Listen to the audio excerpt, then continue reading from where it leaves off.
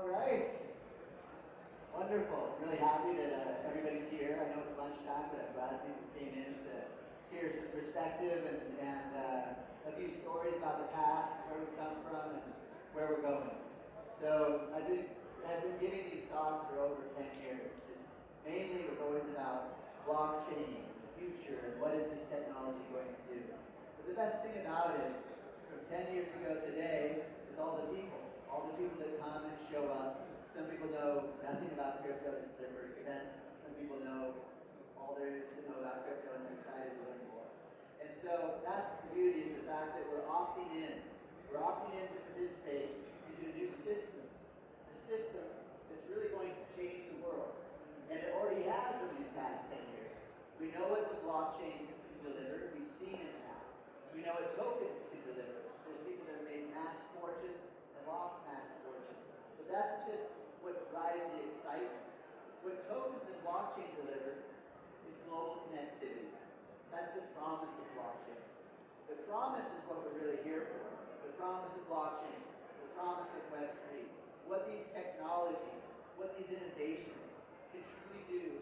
Not for us. Most of us are very privileged. The fact we're here in Dubai, we can go to conferences and travel, we can create businesses, we're integrated with robust financial systems. But more importantly, it's the billions of people around the world that in the past never had these types of opportunities. And that's what gets me the most excited. It gets me excited to know that the technology that we're all here, we're all leaning in to build, can have such a profound effect on people around the world that never had that ability before. So, today I'll chat a little bit about the evolution of money, from stablecoin 1.0 to stablecoin 2.0, and the ecosystem that I'm trying to build around it. So as you know, I was the co-founder of GITEX, creating the first stablecoin, laying the foundation for the cryptocurrency ecosystem that we have today. Most recently, I just created another company called Stable, STBL, STBL.com. So Stable is stablecoin 2.0. So it's the evolution of the stablecoin, and I'll dive into that. In addition, WeFi.co, that company is also the evolution of banking. It's a fully on-chain bank to help deliver on that promise of democratization of quality financial services to anyone in the world with a cell phone. And additionally, I'm the chairman of Reserve One. So Reserve One is actually enabling the rest of the world, those who are not the early adopters like we are, those who don't want to open up a wallet, but simply want to call their stockbroker and still get exposure to crypto. So Reserve One is a digital asset treasury company. We recently announced that we raised $1 billion to buy Bitcoin and other digital assets, and this company will be traded on the NASDAQ. Once the SEC comes back to work and gets us approved. So very excited about these companies creating this ecosystem. So, the inception of this idea was over 10 years ago. The spark that changed everything, the concept. Bitcoin came out, this new type of crazy foreign currency based in code. The blockchain, however, you gotta rewind a decade ago, no one even talked about the blockchain, it was just Bitcoin. But the blockchain was really powerful. It's what moved that money. And in the beginning, no one wanted Bitcoin. That's why the value was very low and everyone thought it was a scam, etc. However, the technology to move it was world changing. So the concept, put dollars, euros, yen on the blockchain, allow them to move like Bitcoin, allow them to move globally, instantly, and for free. And so what that does for us is it laid the foundation of this trillion-dollar ecosystem. Because once people realize that they don't need banks, there are no more borders, there's democratization to not only the movement of money, but more importantly, access to US dollars for people who were in countries where their currency was not as stable as the US dollar.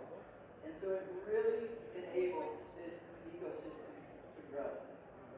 However, the technology at the time was still based in this traditional mentality, which is centralized organizations, they reap all the economic benefits from the services that they provide. However, the blockchain, and more importantly, the concept of Web3, which is wallets and tokens, has changed all that. The promise of Web3 is that the community, the people who are providing the value, the people who use your services and buy your products, they're the ones that should also receive economic benefit, not just entertainment or a product or service. However, in the past, it wasn't possible. Think of Facebook. This was a great example when Web3, that term first came out. It's like, let's decentralize Facebook. Let's pay every person in the world a penny for a like and $1 for a photo and 50 cents for a comment, right? Because now we have the technology to do that. However, Facebook has hundreds of thousands of employees around the world and they provide a lot of services. But the concept's fair. We're providing Facebook all of the data, they're monetizing it, they get the economic benefit. We use the platform, we don't get anything but entertainment. So even if they wanted to give us value, they couldn't because the technology wasn't there. But more importantly, their business wasn't structured in a way to be able to give all the profits away. So enter Web3. Now we have bespoke companies, Web3 companies that are built community first, built with the community in mind and with a token economic system in mind to be able to pay people for microtransactions, for interactions, and for participation in their community. So this is what stablecoin 2.0 is all about. So stablecoin 1.0, pretty straightforward. Give me $1, I'll give you a token. You get a service. This token works on a blockchain. You can now move money globally, instantly, and for free. It's extremely valuable to you, but what you gave up is the interest on that dollar. That's why Tether, Circle, and the 1,000 other copycat companies that are coming soon, they're doing it because they make so much money on the interest while you just get a service. However, stablecoin 2.0 is here now. And mark my words, most all stablecoin companies in the future will evolve to some sort of platform like this. Stablecoin 2.0, meaning the money moves from being static while it moves around, but it's static for you, it doesn't earn anything, to productive for you. And how do we do that? What is the premise of stablecoin 2.0? Well, it's that the people who put the value in the system reap the rewards. The people who issue, who mint, who create that stablecoin get the money out of it. And what have we done to do that? So Stable, STBL, my new company that created this concept, we split the yield from the principal. So now we have a protocol that allows you to put the collateral, get the yield in a separate token, and the principal. So think about Tether. You give them the $1, you just get the principal and get to spend. But now you get the yield and the principal in two separate tokens. You keep the yield, still get to spend it. What enabled this advancement isn't just one technology. It's a global movement. It's a global regulatory shift where banks and large institutions now can enter into the crypto space without fear of prosecution. And more importantly, it's the drive, the movement for RWAs, traditional assets coming on chain. Think about treasuries. So traditional stablecoin companies buy treasuries. But now that treasuries are on chain, you no longer have to entrust that stablecoin company to buy an off-chain, offline treasury and do some audit and share that they have all these backings. Now 100% of this process can be on chain. And when 100% of the process is done by technology, you can give all the profits to those who use it. So think back to that Facebook example. People want to decentralize Facebook and pay all the users. Well, you can't build a technology that does 100% of what Facebook does. It has hundreds of thousands of employees. However, in the stablecoin business, there are very few employees because all they're doing is taking your money, buying treasuries, and doing the banking. But now all of that can be done on chain, so I can't stress that importance enough. Stablecoin 2.0 means all of the collateral is on chain. It means all of the users reap the rewards for benefiting the community.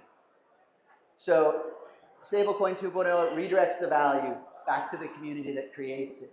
And in these Web3 companies, there's 3 things that take place. Well, a lot of them have 2 things, but the second thing is the governance token.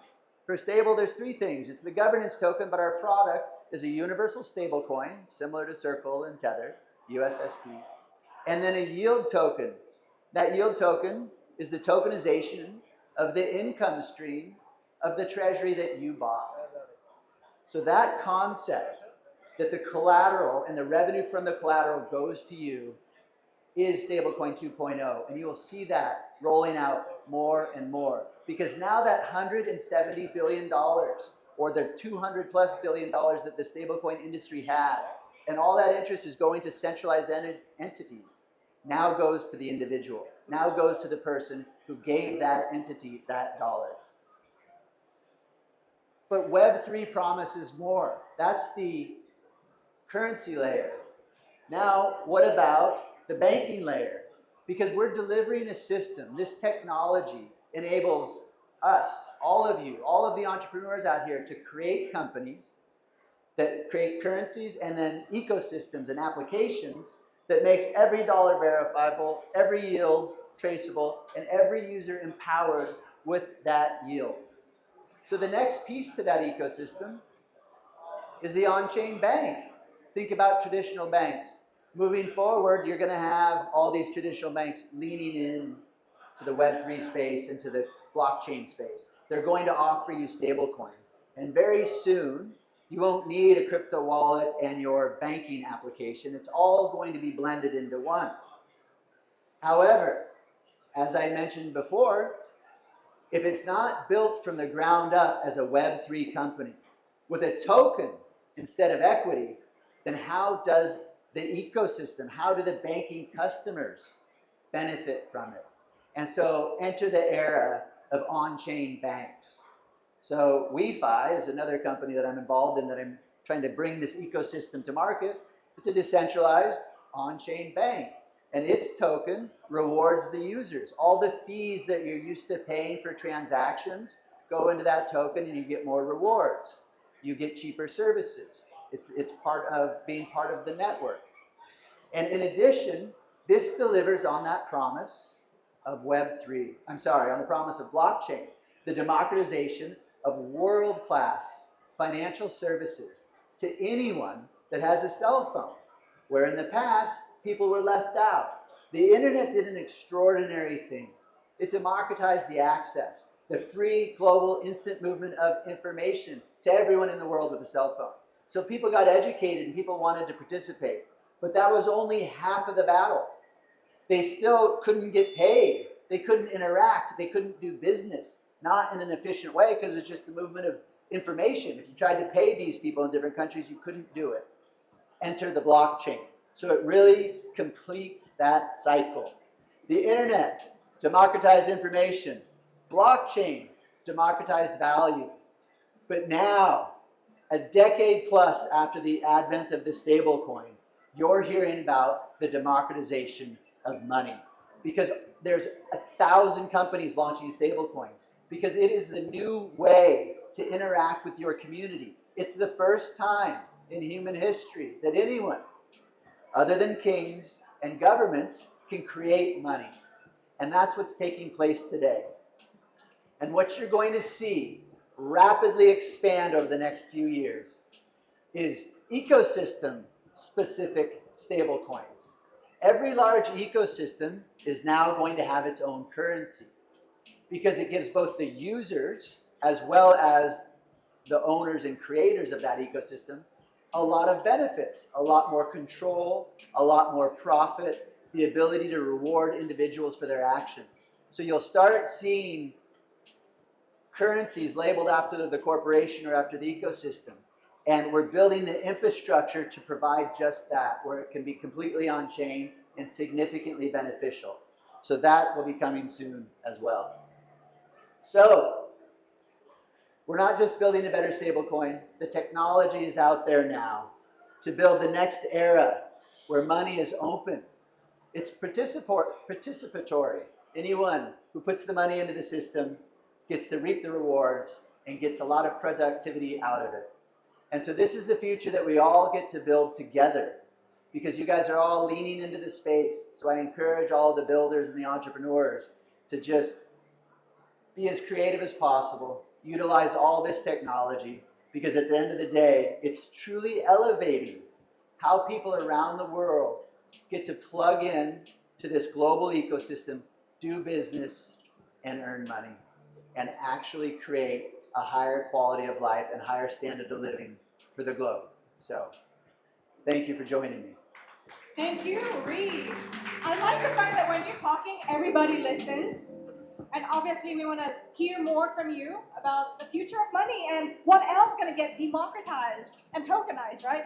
But it's not my job. It's actually Vaibhav's job. So I'm going to introduce the moderator for this fireside chat session, Vaibhav Ali. He is the co-founder and host of Tokenized Kryptonite. Kryptonite Dubai. Okay, so Vaibhav, over to you now. Thank you.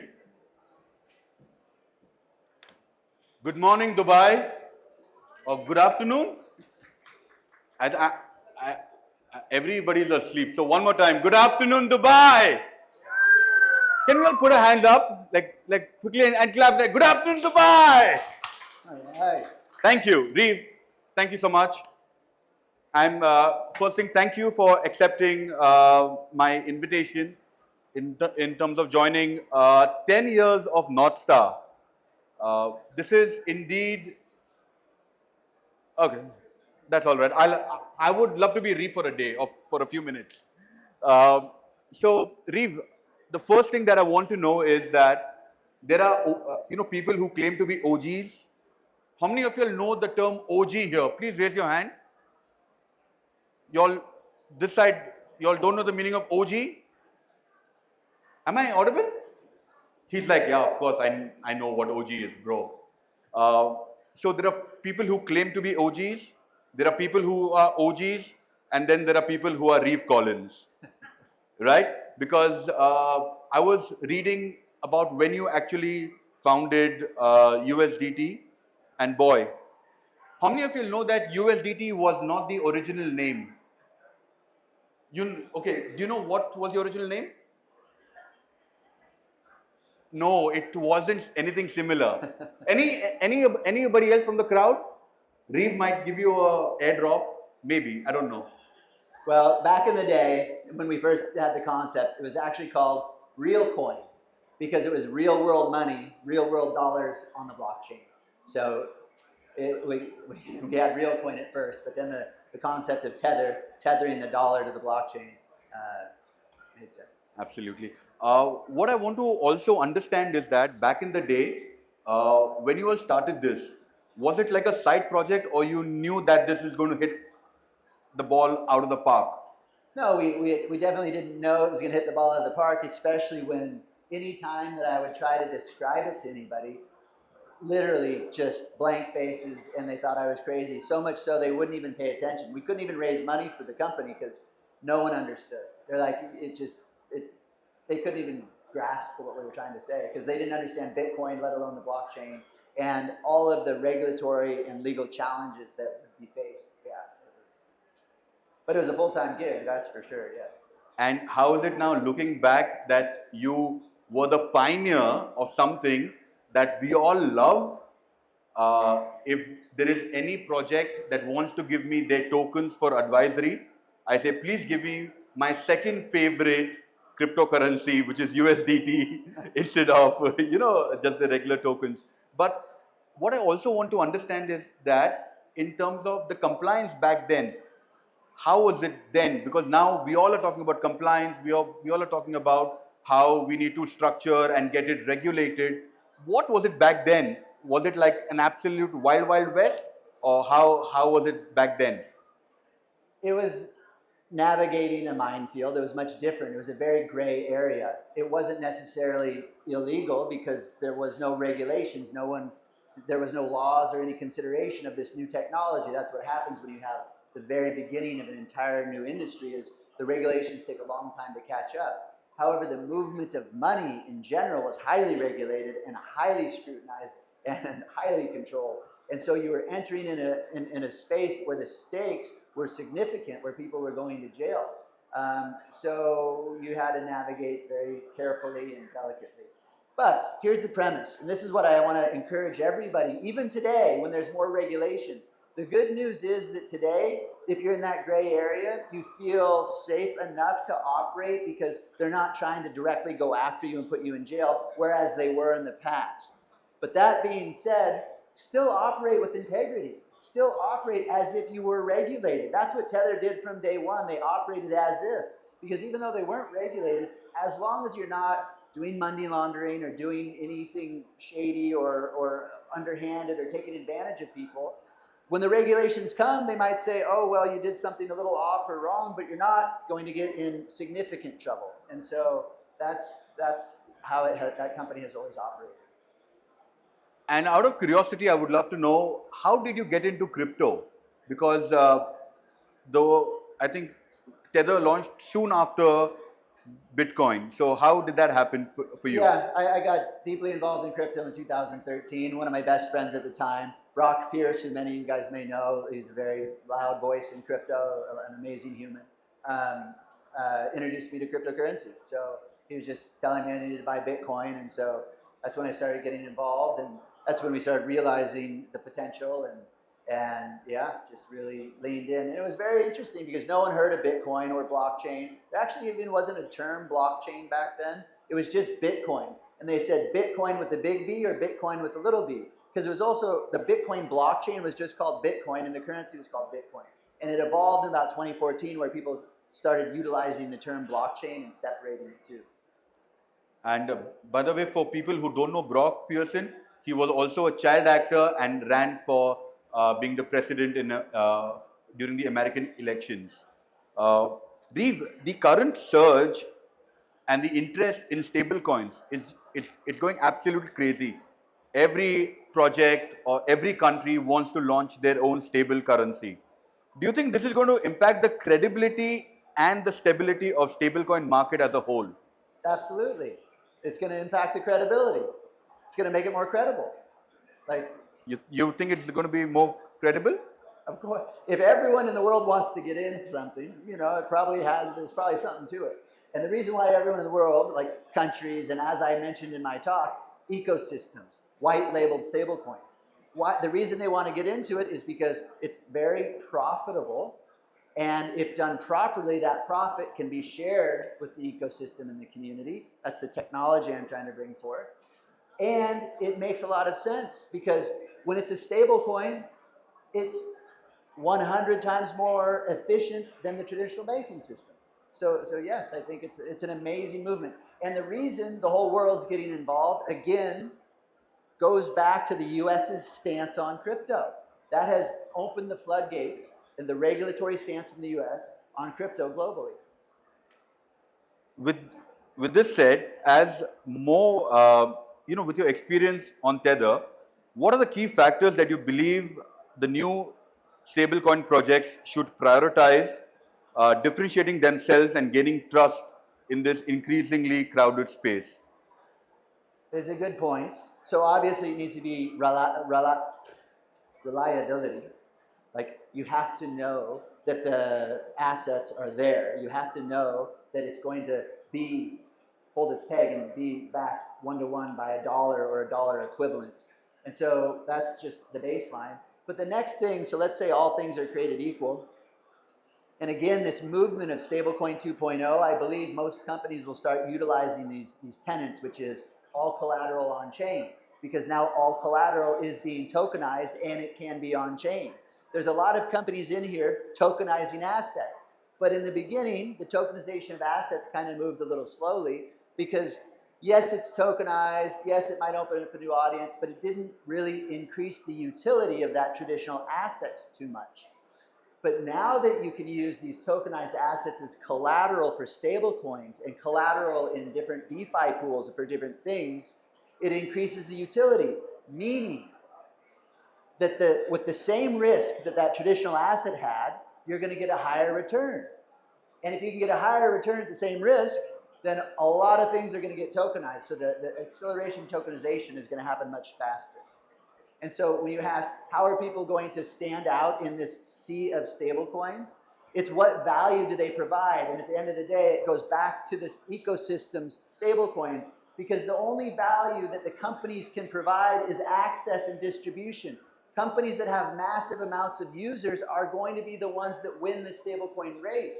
Because now if you have a big company, let's say you're Western Union or MoneyGram or these big companies that move money, you've got tens of millions of customers around the world, you're going to create Western Union token, MoneyGram coin, because it makes a lot of sense. You have the audience. Your stablecoin does basically the same thing as 1,000 others, but you have the distribution in the audience. That's why ecosystem specific stablecoins are going to be so popular, because in order to get acceptance and utilization, you need the ecosystem. Absolutely. And what's your take on CBDCs then? It depends on which hat you're wearing. If you're wearing the hat of the government, if you are a government, then CBDC is the best thing that has ever happened to your country. If you are a citizen, a CBDC is the worst thing that ever happened to your country. So, it just depends on who you are.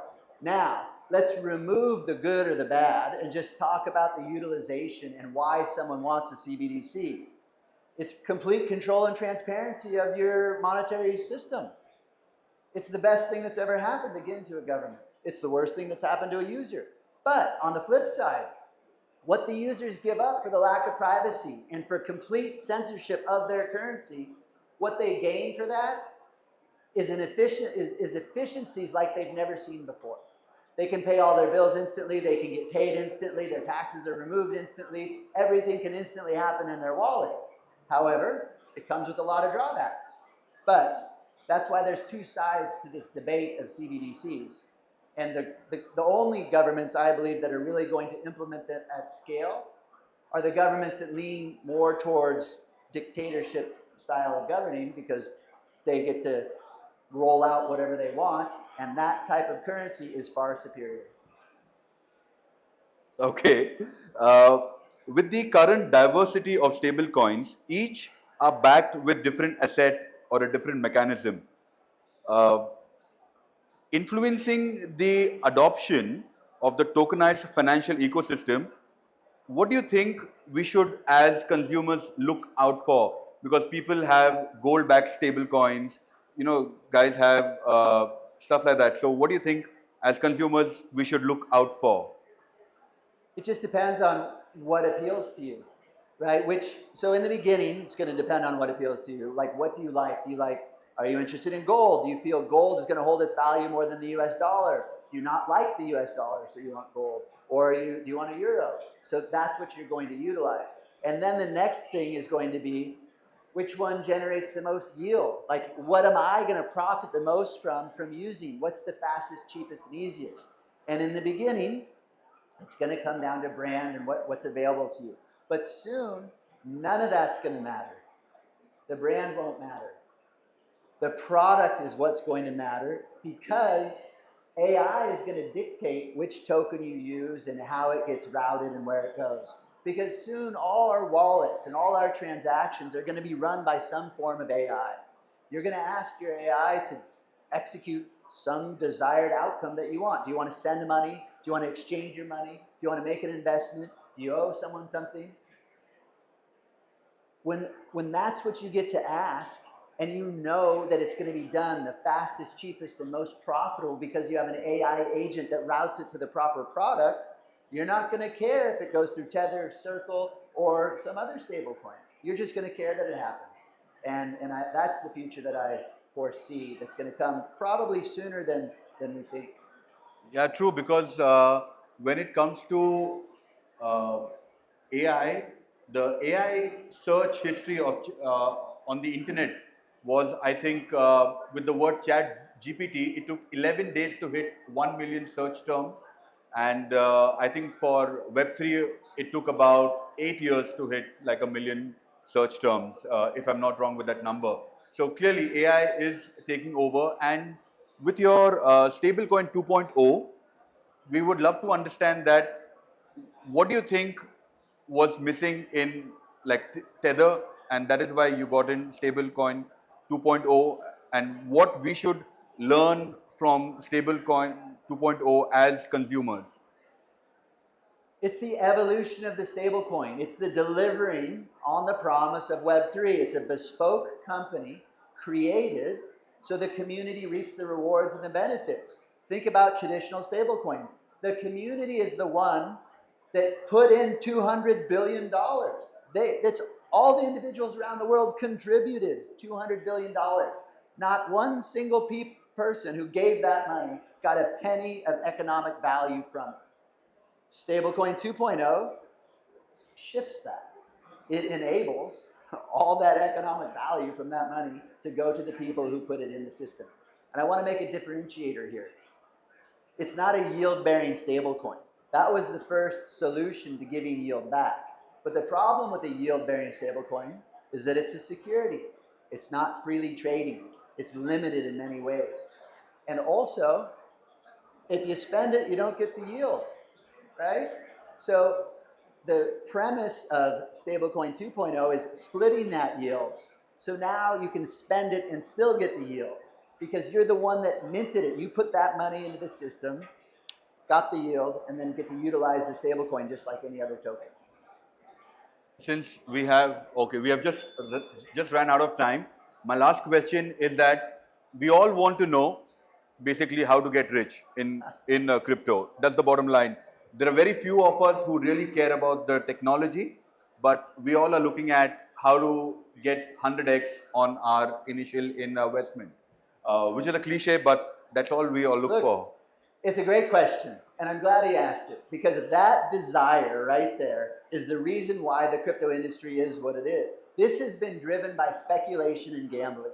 Every single innovation, for the most part, that leads the innovation, when you look at the value of Bitcoin and of our industry over time, every spike was driven by a new innovation that enabled the world to speculate, to gamble, and to make a ton of money, right? The rise of the ICO, the rise of meme coins, the rise of DeFi, all those things. And now the rise of stablecoins. Now the rise of stablecoins. However, the reason why that speculation is good is because it drives more and more people into an industry. They learn new technology that's hard to understand, but they need some sort of driver, and that's to make money. And so how to make money? It's speculation and gambling. So I can't comment on how to make money. What I can comment on is learn the technology, participate, get involved, build a company. And that's ultimately, even if you're not making money because you missed the latest meme coin, you're delivering something of value to the rest of the world. My last question for all the founders out here, what would you like to tell them? Because you did touch upon that now there is regulation, but back then a lot were, a lot was in the gray.